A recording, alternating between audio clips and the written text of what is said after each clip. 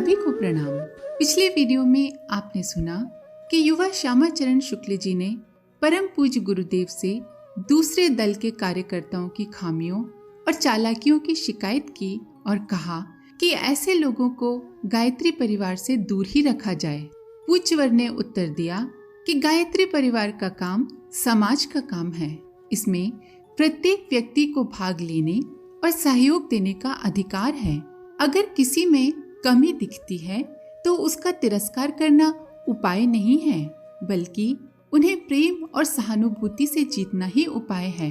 उत्तर प्रदेश के नामी नेता हेमवती नंदन बहुगुणा जी जब आचार्य श्री से मिले तो गुरुदेव ने उनसे कहा कि उन्हें कठिन परिस्थितियां झेलनी पड़ सकती हैं।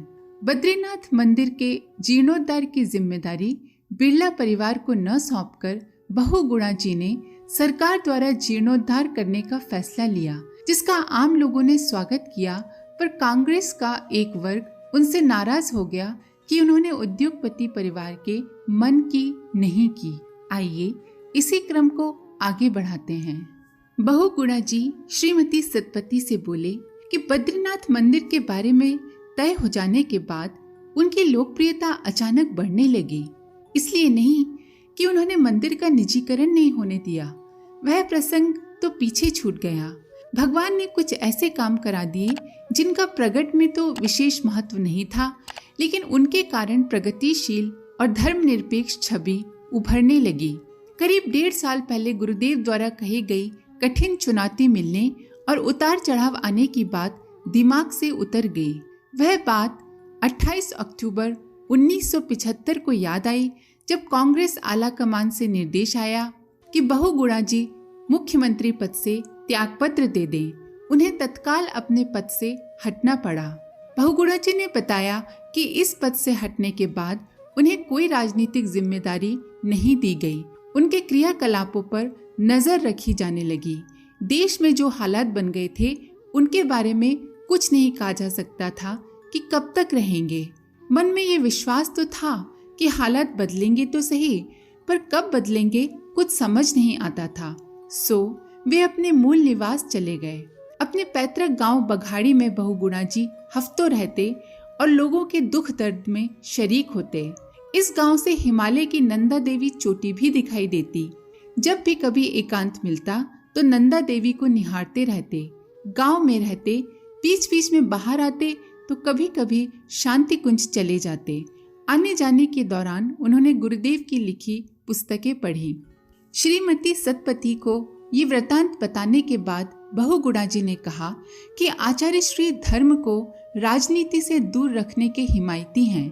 एक अध्यापक छात्रों का अनुरागी, हितैषी और उसके लिए समय, प्रतिभा तथा साधन नियोजित करने वाला होने के बावजूद उनमें घुल-मिल नहीं जाता, उसी तरह धर्म पुरुषों को भी राजनीति में रमना नहीं चाहिए। उनका काम समाज और राजनीति का मार्गदर्शन करना है, उसका हिस्सा बन जाना नहीं। ये वृतांत सुनकर श्रीमती सतपथी चुप हो गईं। फिर उन्होंने गुरुदेव के पास किसी समर्थन सहयोग के प्रयोजन से जाने की बात नहीं कही। इस बारे में कभी सोचा भी नहीं। वही बताया करती थीं कि वे फरवरी 1977 के तीसरे सप्ताह में व्यस्त राजनीतिक कार्यक्रमों से समय निकालकर मथुरा जरूर गई थी।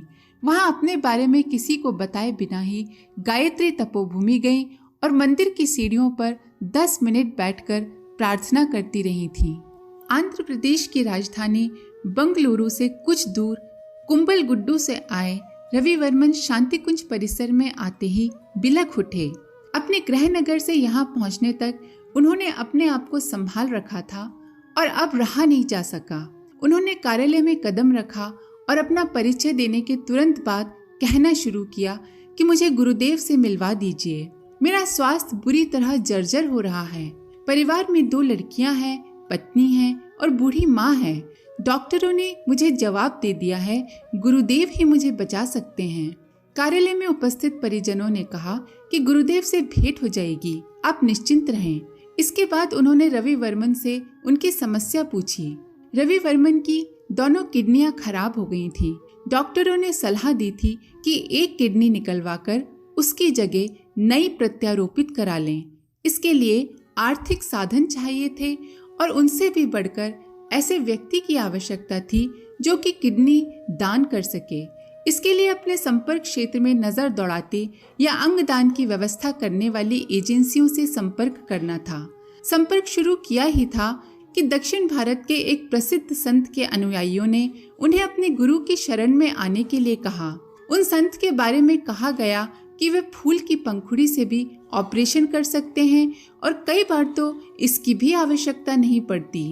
पीड़ित अंग का सिर्फ स्पर्श कर या आशीर्वाद देकर भी वे ठीक कर सकते हैं। अनुयायियों ने उन संत की महिमा का इस तरह बखान किया कि रवि वर्मन ने इलाज या ऑपरेशन के चक्कर में पड़ने के बजाय उन संत के पास जाना ही ठीक समझा और वे गए भी, पर कुछ फायदा नहीं हुआ। इस बातचीत के बाद रवि वर्मन को ठहरा दिया गया। उसी दिन तीसरे पहर 2 बजे बाद गुरुदेव से भेंट हुई। शिविर चल रहा था और रवि की भेंट शिविरार्थियों के बाद ही हुई थी। गुरुदेव से करीब 10 मिनट तक उसने अपनी व्यथा कही और वहां से लौटे तो बहुत प्रसन्न थे। उन्होंने अपने आप बताया कि गुरुदेव ने उपचार कराने के लिए कहा है, किसी चमत्कार की आशा नहीं करने और भगवान का नाम लेते हुए उनका काम करने से सब कुछ ठीक हो जाने की बात कही है। रवि वर्मन अगले दिन वापस अपने निवास स्थान पर चले गए। कोई महीने भर बाद संदेश आया कि उपचार से आराम हो रहा है। परीक्षण के बाद डॉक्टरों ने कहा है कि एक किडनी पूरी तरह बेकार हो गई है, दूसरी में तीव्र संक्रमण है, लेकिन ऐसा नहीं कि उसे बदले बिना काम ही न चले। यथोचित चिकित्सा से संक्रमण कम किया जा सकता है।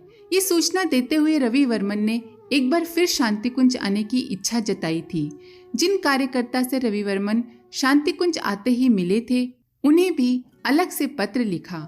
पत्र में लिखा था कि गुरुदेव के आशीर्वाद से स्वास्थ्य में सुधार हो रहा है। उन दिनों पत्र पत्रिकाओं में खासी बहस छिड़ी हुई थी। बहस का विषय था कि चमत्कार वरदान से सचमुच रोग बीमारियां ठीक हो जाती हैं या इस बारे में किए गए दावे लोगों को बरगलाने फुसलाने के लिए होते हैं। इस बहस के केंद्र में दक्षिण भारत के एक बहुत प्रसिद्ध बाबा थे। उनकी चमत्कारी क्षमताओं से प्रभावित और आगे चलकर अपने आप को ठगा सा महसूस करने वाले कई लोग उन दिनों शांति कुंज आते थे। वे अपनी आप बीती गुरुदेव से मुलाकात के समय स्वयं कहते अथवा पत्र लिखकर उनके सामने रख देते। गुरुदेव उनके अनुभवों की न पुष्टि करते और न ही खंडन। सुनकर चुप रह जाते। कभी कभार इतना भर कह देते थे कि भगवान की बनाई ये दुनिया अपने आप में सबसे बड़ा चमत्कार है, इसी में परमात्मा को ढूंढो और पाओ। गुरुदेव के इस उत्तर से बहुत से साधकों को संतोष नहीं होता। वे अपना आग्रह दोहराते, लेकिन गुरुदेव इस बारे में स्वयं ही खोज करने और अपना समाधान तलाशने की राय देते। शांति कुंज के वरिष्ठ कार्यकर्ता और गायत्री तपोभूमि की स्थापना के समय दीक्षा प्राप्त शिष्य बद्री प्रसाद पहाड़िया ने भी इन बाबा के संबंध में उठ रही चर्चाओं को सुना था। वे यद्यपि अखबार और पत्र पत्रिकाओं अथवा गुरुदेव के साहित्य से इतर सामग्री में रुचि नहीं रखते थे, लेकिन अखबारों में छपे चमत्कारी वर्णन उनकी जानकारी में आ चुके थे। उनकी आस्था थी कि गुरुदेव से बढ़कर न तो कोई संत है और न ही विद्वान। रोज की तरह एक सुबह वे प्रतिदिन की भांति गुरुदेव को प्रणाम करने गए।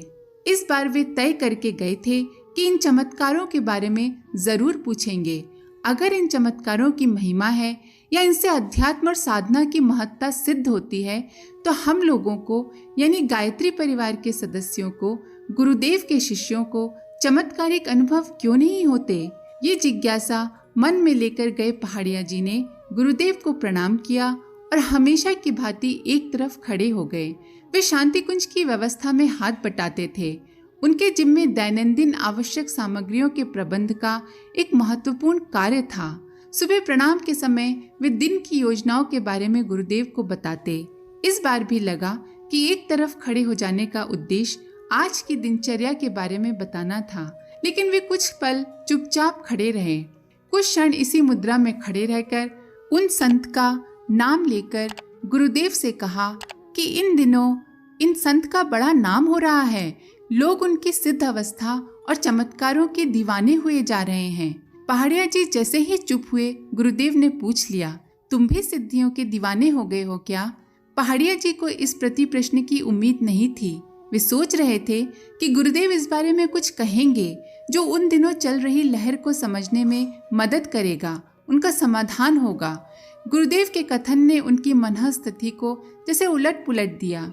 उनके मुंह से सिर्फ इतना ही निकला, हम किसी से कैसे प्रभावित हो सकते हैं गुरुजी? गुरुदेव ने कहा, फिर क्यों परेशान होते हो? सिद्धि चमत्कार आसमान से चमकने वाली बिजली और गरजने वाले बादलों की तरह है, सदा नहीं रहते। हमेशा साथ देने वाली चीज तो व्यक्ति का अपना पुण्य है। पहाड़िया जी इस समाधान के बाद कुछ नहीं कह सके।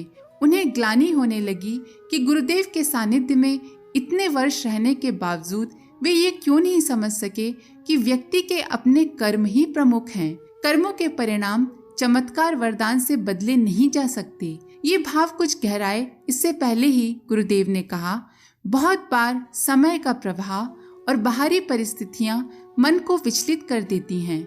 उनसे परेशान नहीं होना चाहिए। अपनी निष्ठा मजबूत हो तो कुछ नहीं बिगड़ता। उसके बाद गुरुदेव दिन भर के कामों के बारे में पूछने लगे। इस तरह पहाड़िया जी के मन में उत्पन्न हुई उत्सुकता और कौतूहल का समाधान हुआ। उन्हें ग्लानि के साथ अपने गुरुदेव पर, उनके शिष्यत्व पर गर्व की अनुभूति होने लगी। उस अनुभूति की मस्ती में वे झूमते हुए से अपने कमरे में आए, भोजन किया और कुछ देर के लिए कुर्सी पर बैठ गए। भोजन के बाद वे प्रायः अखंड ज्योति पत्रिका या गुरुदेव की लिखी पुस्तकें पढ़ा करते थे। जिस दिन की ये घटना है, उस दिन वे सर्वोपयोगी सुलभ साधना पढ़ रहे थे। पुस्तक में एक ध्यान का वर्णन है।